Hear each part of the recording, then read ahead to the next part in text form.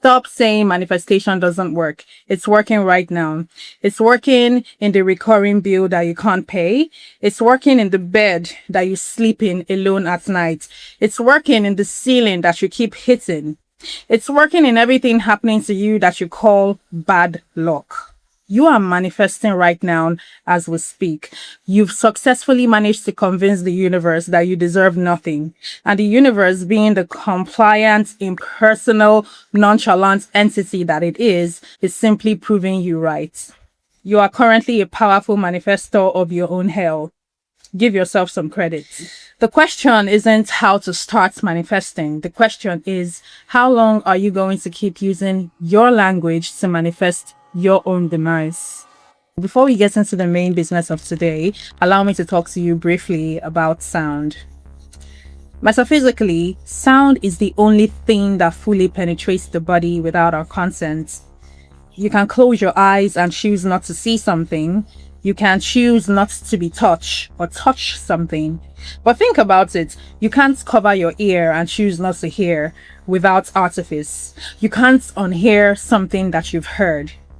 We are not standing apart from sound. We are constantly immersed in sound. And this is why so many creation stories begin with sound. The word, the logos, the Because before matter can be shaped into something, it must first be moved or touched by something or affected by something. Sound, or more specifically language, is the primordial verb. It's the bridge between the intention from nothingness and the manifestation of something. So let me ask you this. What is your voice doing to the matter around you right now? What forms are your words carving? When you speak to yourself and about your life, you're speaking into water, because our body is approximately 70% water, and water is the most vibrationally responsive substance on earth. A substance that holds the memory of every vibration it has been exposed to and restructures itself completely when the vibration changes. That is what you are made of. Every single word that you speak about yourself, about what you deserve, about how the world works, the vibration of your voice, of your language, is entering deep into this medium of water, and it stays there, reorganizing you from the inside out. So what do you think all of this means for your manifestation practice? The manifestation you think you're failing to do. Language is the only thing that carries three of these components simultaneously: meaning, intention, and emotion.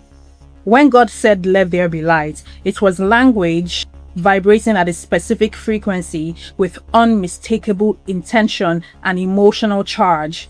An emotional charge and an intention so powerful that it was able to create everything you see around you today from pure unmanifest potential. The disturbing thing is that you, as a fragment of God, if you believe you're a fragment of God, operates with that same mechanism all day, every day, automatically. You just haven't realized it yet. It is such a dangerous assumption to have that you do not know how to manifest. Manifestation comes as easy to you as breathing does. You have been speaking your life into form your entire life. Every word that has ever left your mouth and run through your mind has been vibration entering the field and reorganizing matter around its frequency. The question was never whether language was creating your reality. It always was. The question is, what has it been creating? And the answer to that question is visible in your life right now. Not the life that you intended, the life that you spoke. The recurring patterns you can't escape, the ceiling you keep hitting, the kind of people you keep attracting into your life, your relationship with money that never seems to change no matter what you do.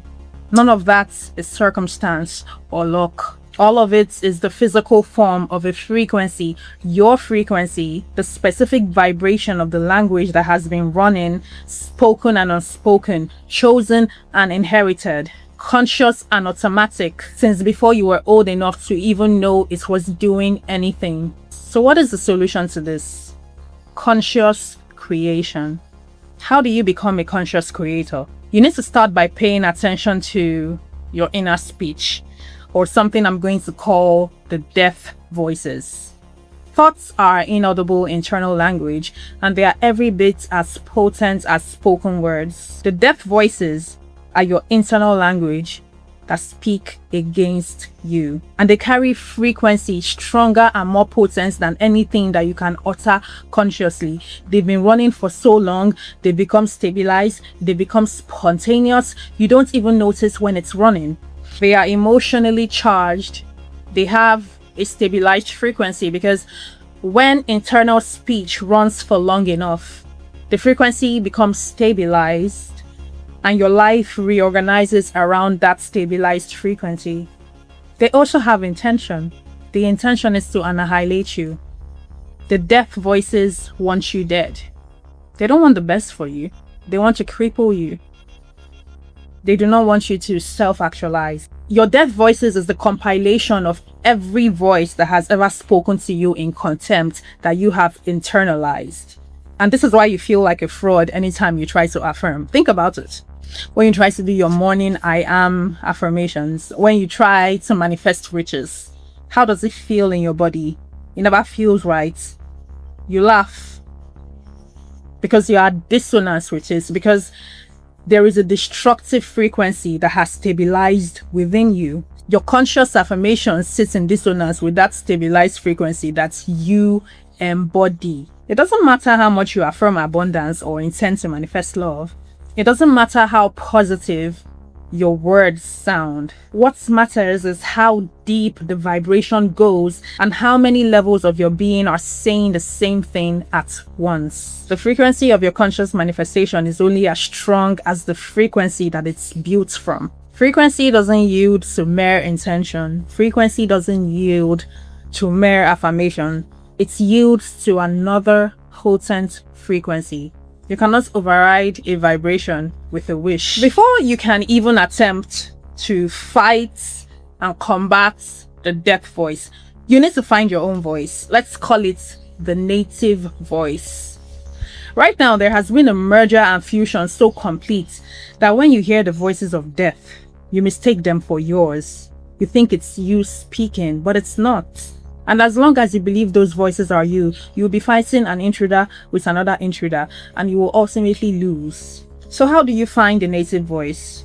Every time a negative thought arises within you, notice the slight flicker of disagreement or resistance. Not all parts of you agree with it, right? Follow that thread. Maybe you've had suicidal ideation for many years, but you haven't gone through with it.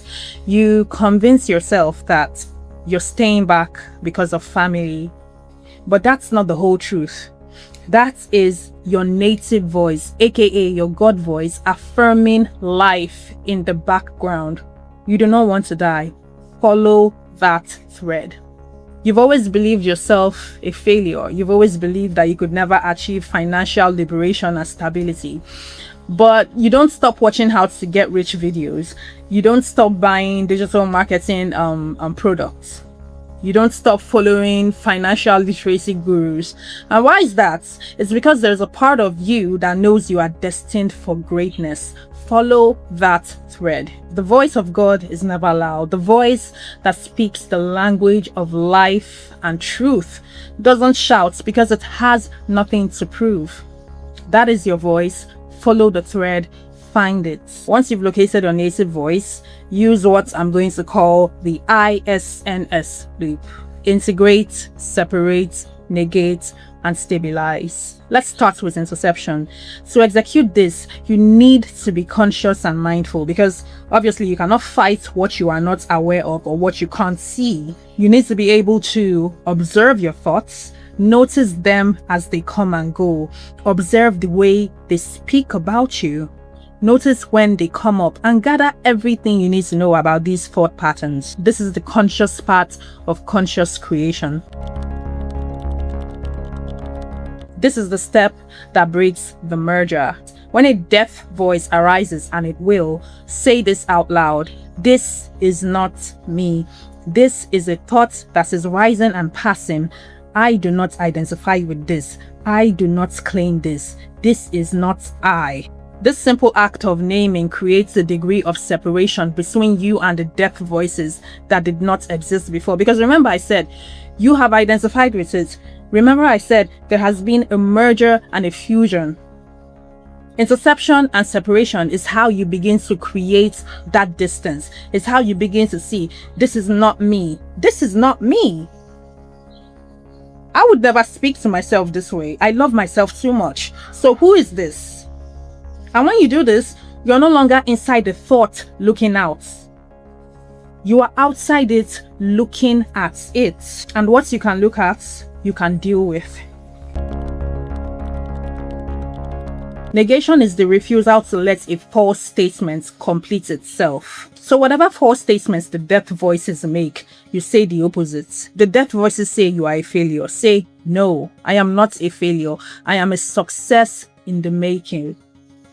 Or you say, no, the failures I've had in the past do not define me. No, that is not my voice. That is an inherited frequency trying to organize my life. I reject it. Use your native voice, aka your God voice, to speak life into yourself.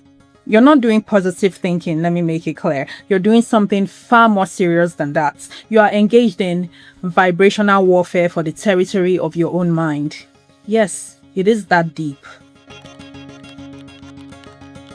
Now, this is where most people quit and fail, because stabilization is not a moment, it is a practice. It is the decision to run the first 3 steps every single day without the comfort of feeling like it's working yet. Because here is something you need to understand about the death voice. The death voice didn't become powerful and stabilized overnight. It became powerful and stabilized because it kept running unchecked, unnegated, unchallenged, so much that the frequency became so dominant and you made it your identity. That is exactly what is happening to you. So now you are doing the same thing, but consciously, deliberately, and in direct opposition. You are starving the death frequency of the energy it needs to sustain itself, and you are feeding the native voice until it becomes the dominant signal in your field. Now, let me say this. A huge sector of the pop manifestation industry has been running on a lie. It's been running on a lie that manifestation is a secret that you need to be taught. On a lie that it is something special you need to download from a digital product. A shortcut you need to buy. But you cannot pay someone to intercept your death voice for you. You cannot outsource the stabilization of your own nervous system. That's not how it works. An industry that conditions you to externalize your own power survives because you would rather be drip-fed, ready-made spells than do the work of regulating yourself by yourself. But there is no shortcut. And with all you've learned thus far, ignorance is no longer available to you. You don't get to sit in the ruins of your repeating pattern and pretend you don't know what or why it's happening. You do now. The death voice survived in you for one reason and one reason only. You mistook it for yourself. That ends today. You are a fragment of the all, which means that you have access to the same creative mechanism that spoke the cosmos into existence. So find your native voice, identify the death voices, intercept them, separate from them, negate them, and stabilize over and over again until your God frequency emerges. Okay.